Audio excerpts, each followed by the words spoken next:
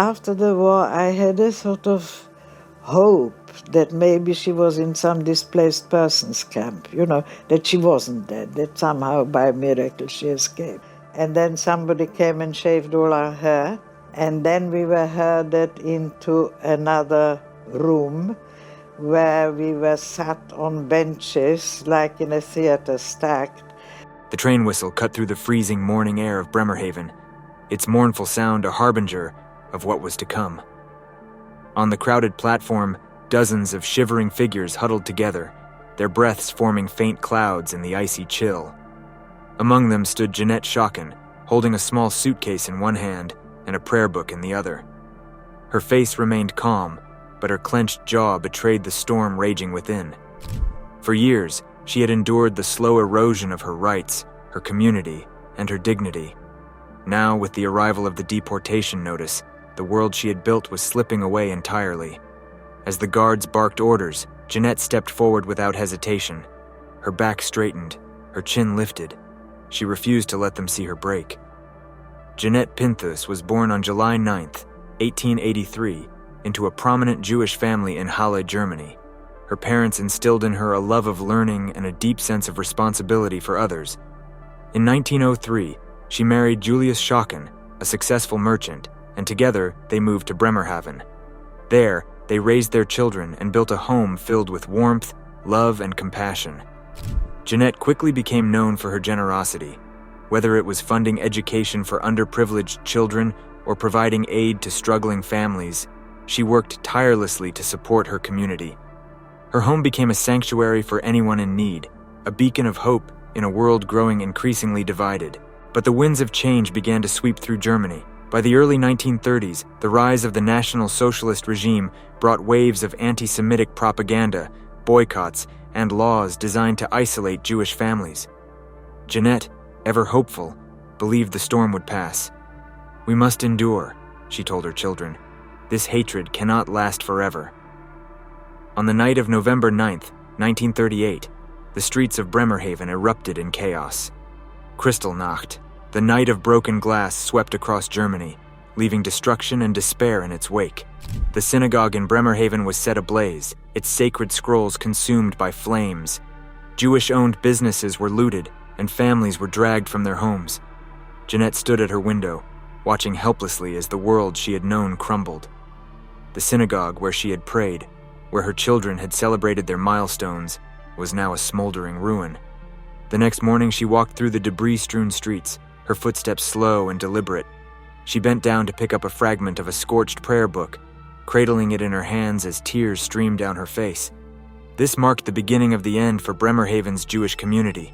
Friends and neighbors who once shared warm greetings now avoided her gaze.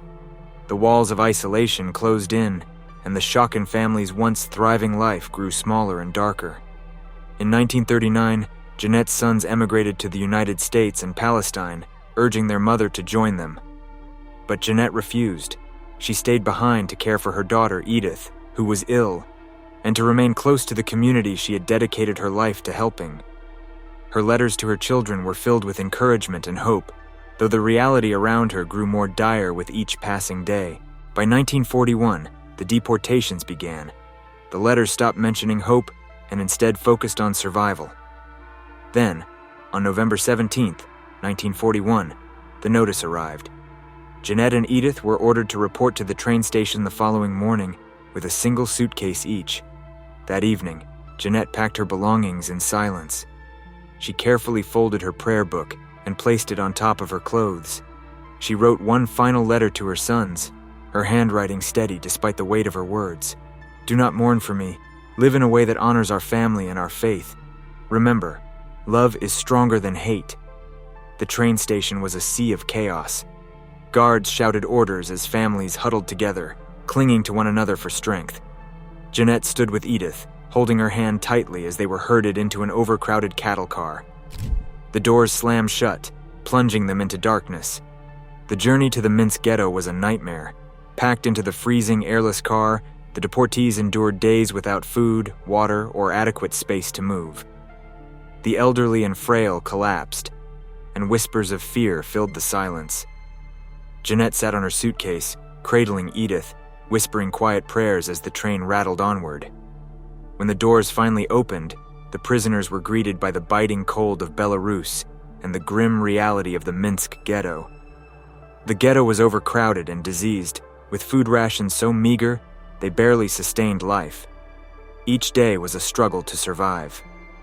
Despite the horrific conditions, Jeanette continued to care for those around her. She shared her rations with the weaker prisoners and comforted those who had lost hope. Survivors later spoke of her quiet strength, how she managed to bring a sense of humanity to the dehumanizing surroundings. But life in the ghetto was precarious. Random shootings and deportations to extermination camps became routine. Jeanette knew it was only a matter of time before her name appeared on the next list. In early 1942, Jeanette and Edith were selected for transfer. Though no destination was listed, rumors circulated that the transports were bound for Mali Trostinez, a camp infamous for its mass executions. The truck ride was short but harrowing. The prisoners, crammed into the back, clung to one another as the vehicle jolted over frozen roads. Jeanette held Edith close, whispering prayers into her ear. When the truck stopped, the guards shouted for everyone to disembark. The prisoners were marched to a clearing on the outskirts of the camp. The snow beneath their feet was stained with the evidence of those who had come before them. Jeanette held Edith's hand tightly as they were lined up with the others. Jeanette's frail body trembled in the freezing air, but she refused to collapse. Her breath came in shallow gasps as she clutched her prayer book to her chest. When the guards barked their final orders, she stepped forward with quiet dignity. In her final moments, she lifted her eyes to the sky, her lips moving in silent prayer. Perhaps she thought of her sons, far away and safe. Perhaps she remembered her late husband, or the synagogue that had once been the heart of her community. Or perhaps she simply prayed for an end to the hatred that had brought her here. When the shots rang out, Jeanette's body fell silently into the pit, her prayer book still clutched in her hand. She was gone, but the compassion and strength she carried throughout her life would not be forgotten. Jeanette Schocken's story is one of quiet defiance and unyielding humanity. Though her life was cut short, her courage in the face of unimaginable cruelty stands as a testament to the strength of the human spirit. In her final moments, she refused to let hatred define her, choosing instead to face her fate with dignity and grace. Jeanette Schocken's deportation to Minsk in November 1941 marked a profound loss for Bremerhaven's Jewish community. Known for her kindness and quiet strength, she was remembered fondly by neighbors who described her as a source of support during increasingly difficult times. After the war, her story became part of Bremerhaven's effort to confront its history.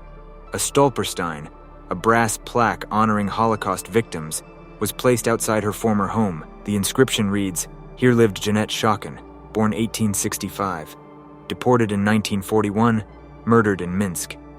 Her name has since been included in public ceremonies and Holocaust education initiatives. Jeanette's family, who emigrated before the war, shared her story so future generations could understand the human cost of hatred. Today, her life is remembered for its humanity and the tragic loss it represents.